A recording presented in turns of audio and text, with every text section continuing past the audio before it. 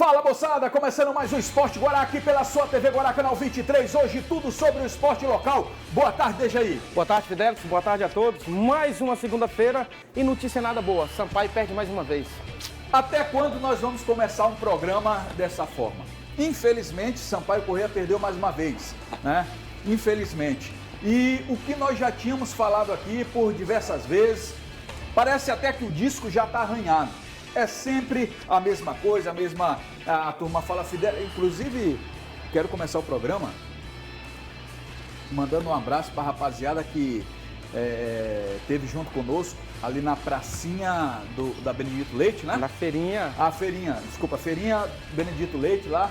Tivemos lá com o nosso patrocinador, o Chopp Octus. Sensacional, Octus sensacional. E o Luciano, a rapaziada lá. Todo domingo eu vou estar lá agora. É? Mas foi até agora, esse fim de semana agora. Não, mas a feirinha vai continuar. Vai. E aí nós tivemos lá, meu parceiro, olha, o programa tá com audiência, viu? Tá com audiência, a gente ia passando e era nego Dejaí, né? Cumprimentando Dejaí e tal. E aí, Deja e tal, alô, aí fazia assim, Deja, fazia assim. Então, um abraço pra rapaziada, inclusive para aquele que ficou ali do seu lado, né? Muito educado, nem me perturbou. Como é o nome dele? Você tem um nome? Não tem. No alô do Deixa tu manda, né? Mas gente boa. Então a rapaziada que falou com a gente aí na feirinha lá da Benedito Leite, muito obrigado. Audiência total. E eles, segundo essa rapaziada, eles assistem porque eles sabem que aqui a gente fala a verdade. Independente do que esteja acontecendo, nós falamos a verdade. E vamos falar a verdade sobre a questão do Sampaio Corrêa. E já começo perguntando o seguinte para o telespectador. Ei, o problema era o técnico? Só me responde, pelo que você viu contra o Boa, o problema era o técnico? João Guará, o problema era o técnico? Me responde, só fala daí. O técnico, segundo o João Guará, não tem nada a ver. Não é preciso Era o menos culpado. É o menos culpado, não é preciso ser especialista. Traz para mim aqui, eu gostei aqui do enquadramento. Não é preciso ser especialista, não é preciso ser estudioso para perceber, gente, que o técnico era o que menos tinha culpa ali naquele negócio. Você vai falar, Dejaí, com alguns jogadores, e a gente tem acesso a alguns jogadores, os caras tristes. Um desses jogadores, um cara sensacional, me diz, Fidelix, a sensação que eu tenho é que eu estou correndo na esteira. Correndo numa esteira. E as coisas não estão fluindo, não estão acontecendo. Você olha para um lado, olha para o outro. E aí, Dejaí, 2 pontos. Primeiro, que eu pude analisar, não era técnico. Segundo, é fundamental a contratação de algumas peças pontuais. Ou estou errado? Tá certo. E eu acredito que nessa semana já deverá chegar alguns atletas. Inclusive, a gente tem até alguma informação de 4 a 5 atletas, de repente hoje ou amanhã já estarão sendo apresentados. Dentre esses, o Rafael Grampola, ex-atacante do Bragantino, que estava no Joinville. Joinville até acabou sendo rebaixado para a Série D do Campeonato Brasileiro, mas é um atacante goleador. Então, eu acho que de hoje para amanhã, de 4 a 5 atletas estarão desembarcando em São Luís sendo apresentados. Essa é a tendência, já que a equipe, mais uma vez, jogando fora de casa, não conseguiu o resultado positivo e é hora de mudança, porque o turno já vai virar. Então, acho que há tempo de recuperação, mas as mudanças têm que acontecer já a partir desse momento. É isso que agrava uma crise. Aí o cara vai me dizer a mesma coisa que ele me disse há 3 meses atrás, mas eu já antecipo o lance. Ele disse, Fidelix, deixa pelo menos o cara jogar. Agora tu me traz o atacante de um time que caiu.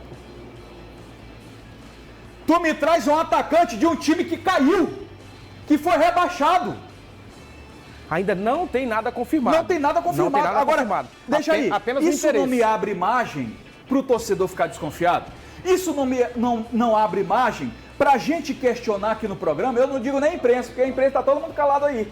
Eu falo aqui, para a gente questionar aqui no programa, que você traz um atacante do time que caiu. Se ele não foi solução lá, ele vai ser solução aqui? Vamos esperar ele ser contratado, vamos esperar ele estrear, mas eu, torcedor do esporte local, preciso de jogador que venha para resolver, compadre. Que meta essa 9, Fidelix, mas tá todo mundo, como o Dejaí falou, E, sabiamente, tá todo mundo empregado. E muito bem empregado. Mete a mão no bolso, compadre. Tu vai esperar o time cair. Mete a mão no bolso. É momento crítico. Ou contrata ou cai.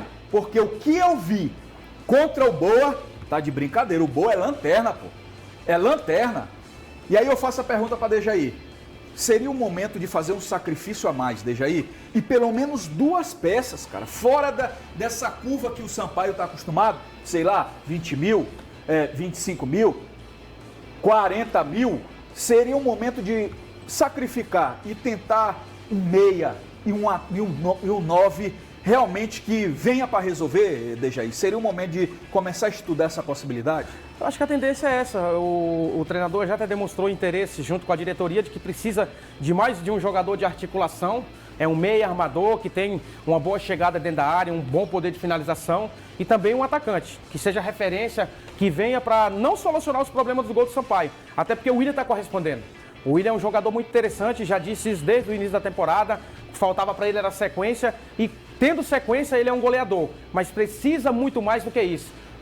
Lembrando que o Sampaio é a 2ª defesa mais vazada da competição. Então já está na hora também de olhar um pouquinho para o setor defensivo. Porque a gente sempre destacou que um dos grandes responsáveis, ou o grande responsável pelo título da Copa do Nordeste foi o Andrei. Mas se ele foi o grande destaque, é porque havia muita falha e a bola chegava muito facilmente. Então acho que é hora principalmente de ver essa parte defensiva. Trazer 1 ou 2 jogadores com mais segurança, até para, eu acho que fazer essa espinha dorsal. Uma boa defesa, um bom setor de meio de campo e também um bom ataque. Então coloca os gols aí na tela para que o Dejaí possa ir comentando e analisando o que foi Boa Esporte e Sampaio Corrêa. Acho que realmente esse jogo contra o Criciúma vai ser um jogo de suma importância e nós estamos vendo aí os gols, Dejaí, justamente o que você está falando, chegou. O Boa encontrou uma facilidade a mais ali na defesa do Sampaio. E assim, esse primeiro gol, a bola até desvia, o Andrei não teve culpa, desviou no zagueiro Fredson e a bola acabou tirando a trajetória do Andrei e dificultando a sua defesa e o Boa Esporte abriu o placar. Foi um jogo assim onde o Sampaio não jogou tão mal como jogou em outras ocasiões. O Sampaio teve principalmente força para ir buscar o empate. Daqui a pouco a gente vai ver o gol do William. Mas foi uma equipe que mesmo jogando fora de casa, precisa ter um pouquinho mais de ofensividade e um pouquinho mais de poder de finalização, de decidir. Até porque criou algumas oportunidades. Principalmente na metade do segundo tempo, até os 20, 25, o Sampaio criou 2, 3 oportunidades. E depois acabou levando o gol em mais uma falha defensiva, deixando o jogador do Boa Esporte sozinho dentro da área. E mais uma vez a bola estava na trajetória do Andrei e acabou desviando no zagueiro e enganando o goleiro da equipe tricolor. De fato é o seguinte, o Boa Esporte, que tinha 6 pontos atrás do Sampaio, diminuiu a diferença agora para 3. O Criciúma venceu o Vila Nova, saiu momentaneamente da zona de rebaixamento. Deu tudo errado para o Sampaio. E o Sampaio, mesmo vencendo o jogo diante do Criciúma, ele ainda não sai da zona de rebaixamento. Então acho que é fundamental, principalmente, Fidelis, eu acho que nesse momento, eu acho que trabalhar quietinho, trabalhar com muito afinco, com muita determinação, porque quando as coisas estão ruins, somente o trabalho e a retomada de confiança faz com que as coisas mudem e que mudem para melhor, porque para pior não tem como mais ficar. Eu acho que já está chegando no fundo do poço. E a chegada do treinador Paulo Roberto é justamente para isso. Eu acho que para dar uma chacoalhada no time. O Arlindo Maracanã viajou até acenando a possibilidade de entrar com o Odair Lucas. Mas, na verdade, quem treinou a equipe e quem escalou a equipe foi o Paulo Roberto. O Arlindo foi um mero telespectador na beira do campo. Claro que ele passou orientações para a sua equipe, mas foi o Paulo Roberto que armou e escalou a equipe para esse jogo diante do Boa Esporte. Eu acho que pelo que ele viu, com certeza ele já deve ter conversado com o presidente no sentido de buscar reforços o mais rápido possível. É como eu disse, de hoje para amanhã, de repente vai estar desembarcando de 3 das 5 jogadores aí para a equipe boliviana. Por mais que o cara entenda de bola e entenda o momento atual, foi mais uma vez... viajou com o Sampaio Corrêa, mas ele não faz mágica, né, velho? E quem trabalhou aí nos bastidores, já treinando, foi o novo treinador. Vou de intervalo, na volta tem mais esporte local, mais Sampaio Corrêa, repercutindo aí mais uma derrota contra o Boa na Série B do Campeonato Brasileiro. Daqui a pouquinho a gente volta.